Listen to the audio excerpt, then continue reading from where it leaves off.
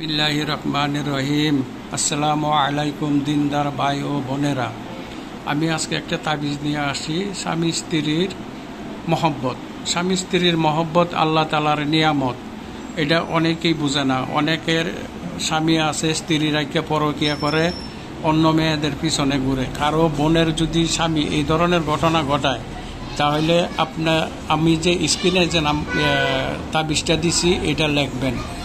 লেখা একটা আপনার ডাইন হাতে ব্যবহার করবেন, আর আরেকটা লেখা এটা পানিতে ভিজাইবেন। ভিজাইয়া আপনার স্বামীকে খাওয়াইবেন। ইনশাল্লাহ আল্লাহর হুকুমে সারা জীবন আপনার হুকুম মান্য চলবে, আপনার বিরুদ্ধে কখনো যাইবে না। যদি কারোর সঙ্গে কোনো পরকীয়া থাকে, আল্লাহর হুকুমে সেটাও নষ্ট হয়ে যাবে।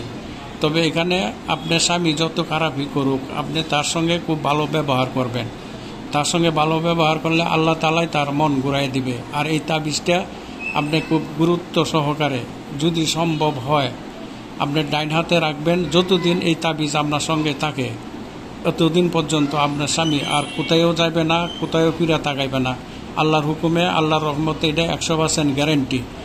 যদি আপনাদের অন্য কোনো ব্যক্তিগত কাজ থাকে, তো স্ক্রিনে দেওয়া যে নাম্বারটি আছে যোগাযোগ করতে পারেন। আমরা সাধ্যমতো ইনশাল্লাহ চেষ্টা করব আপনাদেরকে সহযোগিতা করার জন্য। আসসালামু আলাইকুম।